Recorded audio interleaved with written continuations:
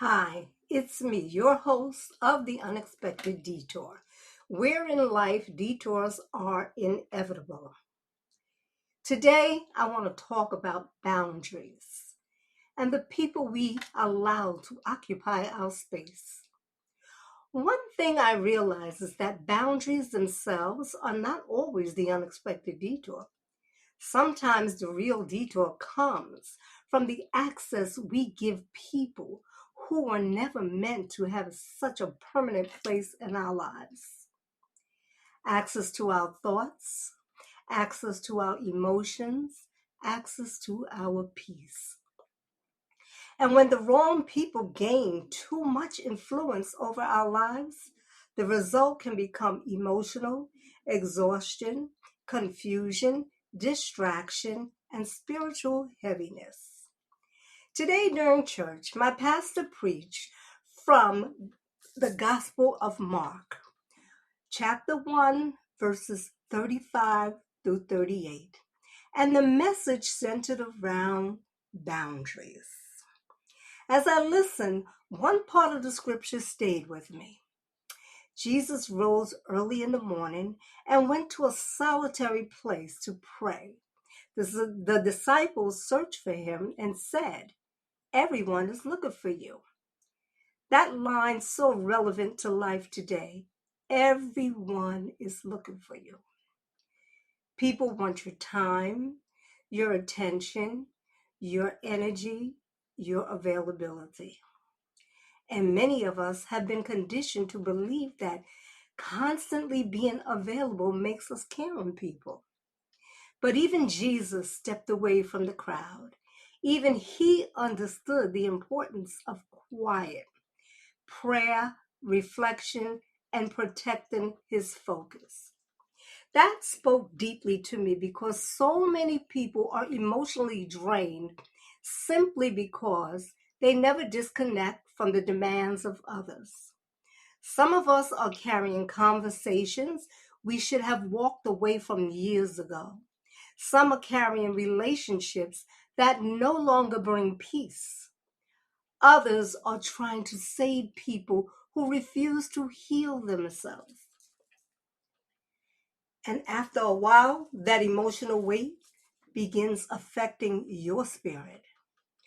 One thing healing teaches you is that everybody cannot occupy your space. That does not mean you stop loving people. It does not mean you become cold or selfish. It means you begin recognizing the difference between people who pour into your life and people who constantly pull from it. Not everybody assigned to your present is connected to your future. Some people are distractions disguised as relationships. Some are lessons, and some are only temporary travelers on your journey. But if you never create boundaries, you will eventually lose yourself trying to keep everyone else comfortable. Protecting your peace is not selfish. Sometimes it's necessary for survival. Healing changes your tolerance. The things you once entertained begin to feel heavy. The chaos you once normalized becomes exhausting. And the conversations that once held your attention no longer align with where your spirit is trying to go.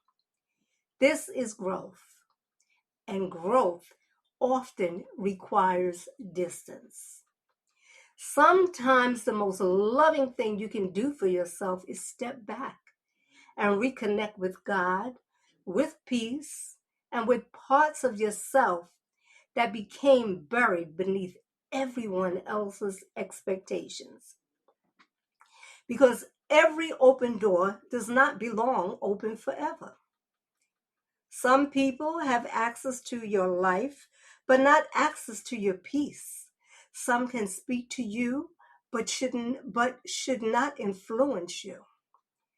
And some relationships only survive because boundaries were never established. I think many people today are silently overwhelmed because too many voices are occupying sacred spaces within them.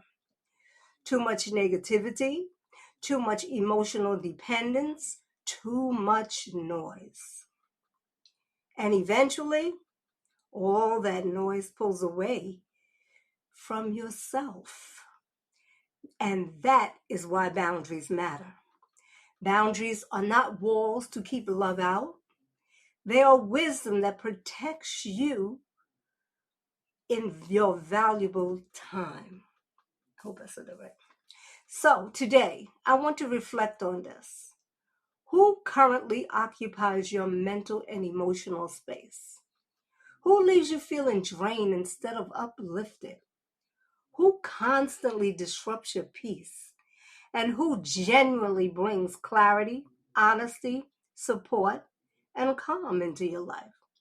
Because everybody around you is not assigned to go where God has taken you. And maybe the unexpected detour many of us keep facing is not life itself, but is the result of giving the wrong people too much access to the places within us they never earned the right to occupy. This is Francis, and this has been the Unexpected Detour, where in life detours are inevitable. Until next time, keep walking.